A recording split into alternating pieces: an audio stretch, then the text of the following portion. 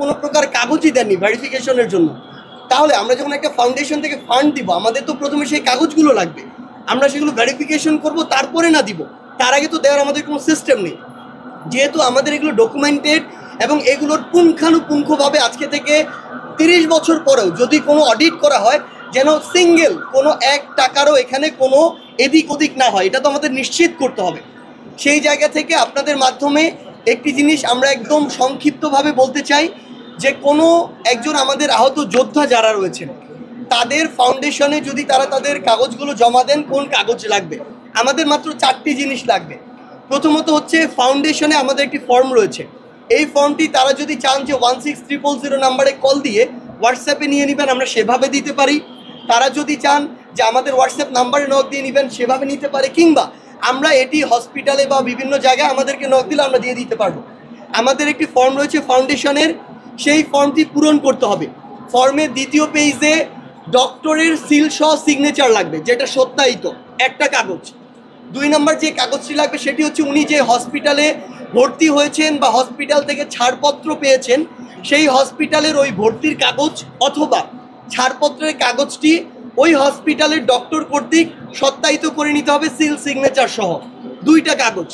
তৃতীয়ত যেই জিনিসটি আমাদের লাগবে তার আহত হওয়ার ক্ষতস্থানের যে ছবি সেই ছবিটি আমাদের লাগবে, সেই ছবিটি সেখানে যদি কাগজে প্রিন্ট আউট করে সংযুক্ত করতে হবে। এবং চতুর্থত তিনি যদি তার যদি এনআইডি কার্ড থাকে তাহলে এনআইডি কার্ডের একটি ফটোকপি, যদি না থাকে তাহলে বার্থ রেজিস্ট্রেশন যে কার্ড সেটির একটি ফটোকপি সংযুক্ত করতে হবে।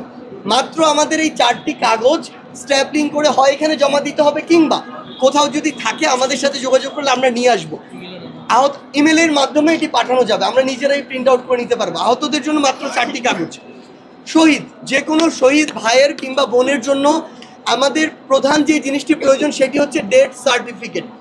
এখন প্রশ্ন হতে পারে যারা 5ই অগস্টের পূর্বেই অনেকেই এমন আছেন যারা শহীদ হয়েছেন, তাদেরকে কোনো মতে দাফন করাটাই ওই সময় কষ্টকর ছিল, চ্যালেঞ্জ ছিল। হসপিটালে নিয়ে এসে চিকিৎসা করানোর পূর্বেই তিনি শহীদ হয়েছেন এবং হসপিটাল কর্তৃপক্ষ তাকে আসলে কোনো সার্টিফিকেট দেয়নি, কোনো সহযোগিতাই করেনি। সেই জায়গা থেকে আমাদের একটি প্রত্যয়নপত্র লাগবে, হতে পারে কাউন্সিলরের পক্ষ থেকে, হতে পারে ওয়ার্ডের বা ইউনিয়নের যিনি চেয়ারম্যান আছেন তার পক্ষ থেকে। প্রত্যয়নপত্রটিতে লেখা থাকবে তিনি ওই এলাকার স্থানীয় বাসিন্দা, তিনি এই অভ্যুত্থানে শহীদ হয়েছেন এবং তাকে এখানে দাফন করা হয়েছে।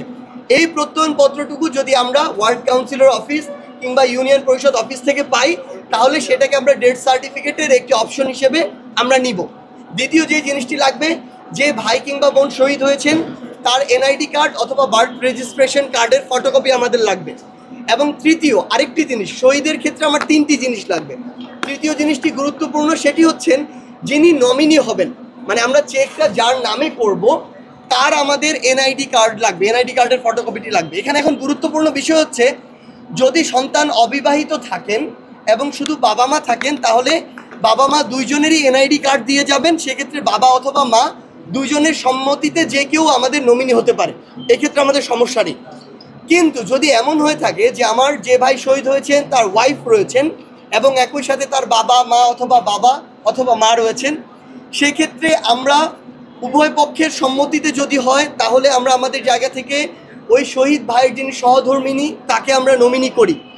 এক্ষেত্রে আবার যদি তারা ঐক্যমতে পৌঁছাতে না পারে, যে অ্যাকচুয়ালি অনেক ক্ষেত্রে দেখা যায় যে শহীদ ভাইয়ের বাবা মা আলাদা থাকছেন, তার সহধর্মিনী আলাদা থাকছেন, সেক্ষেত্রে আমরা ইকুইটির ভিত্তিতে একদম যৌক্তিকভাবে আমাদের যে নির্দিষ্ট ফান্ড সেটি আলাদা করে দেই। বাবা মার জন্য একটি নির্দিষ্ট অংশ, যিনি সহধর্মিনী কিংবা সন্তান রয়েছেন তাদের জন্য একটি নির্দিষ্ট অংশ। এবং আমরা এমনও হয়েছে এক শহীদ ভাইয়ের জন্য 2টি চেক আমাদের জায়গা থেকে দিয়ে থাকি। একটি চেকে শহীদ ভাইয়ের যিনি রয়েছেন তার বাবা মার জন্য, আরেকটি চেক হচ্ছেন তার সহধর্মিনী এবং সন্তানদের জন্য। তো সেক্ষেত্রে এই জিনিসটি আমাদের জন্য 3 নম্বর কাগজটি গুরুত্বপূর্ণ, কে নমিনি হবেন। তাহলে শহীদ পরিবারের জন্য আমাদের এই 3টি কাগজ প্রয়োজন, ডেথ সার্টিফিকেট অথবা প্রত্যয়নপত্র, 2 হচ্ছে তার এনআইডি কার্ড কিংবা জন্ম নিবন্ধন কার্ডের ফটোকপি, এবং 3 হচ্ছে নমিনির এনআইডি কার্ড বা জন্ম নিবন্ধন কার্ডের ফটোকপি। এই জিনিসগুলো জাস্ট আমাদের এখানে সাবমিট করলেই হবে। সকলে ভাবছে কি দিতে হবে, কোথায় দিতে হবে, এটি এখন চিন্তা না করে দয়া করে যদি সম্ভব হয় ফাউন্ডেশনে এসে জমা দেওয়া যদি সম্ভব না হয় আমাদের সাথে 1600 কিংবা আমাদের হোয়াটসঅ্যাপ নাম্বারে যোগাযোগ করা, আমাদের মেইল করলে আমরা সেগুলো প্রিন্ট আউট করে নিয়ে নিব। শুধু একটি জিনিস বলি, আমাদের ভেরিফিকেশন প্রসেসটি ফাস্ট ততটুকুই হবে যতটুকু আমাদের তথ্যগুলো দিয়ে সহযোগিতা করা হবে। এবং আমাদের স্বাস্থ্য মন্ত্রণালয় এমআইএসের সাথে আমাদের একটু দূরত্ব ছিল, যে জায়গা থেকে যে আলাদা আলাদাভাবে ভেরিফিকেশন হচ্ছে। উনি আজকে ডিরেক্টর সাহেব এখানে এসেছেন, আমরা আজকে একটি সমন্বিতভাবে যেন একসাথে এই কাজটি দ্রুততম সময়ের মধ্যে করতে পারি, সেই কাজটি আমরা করছি। আমাদের জায়গা থেকে বিন্দুমাত্র চেষ্টার কমতি নেই। অন্তর্বর্তীকালীন সরকার এই জায়গাটিকে প্রায়োরিটির সর্বোচ্চ জায়গায় রেখেছেন। এখন আমরা আমাদের জায়গা থেকে এটুকুই চাই যে সবাই যদি আমরা আমাদের জায়গা থেকে সহযোগিতা করি, তাহলে খুব দ্রুততম সময়ের মধ্যে আমাদের সকল সমস্যার সমাধান সম্ভব।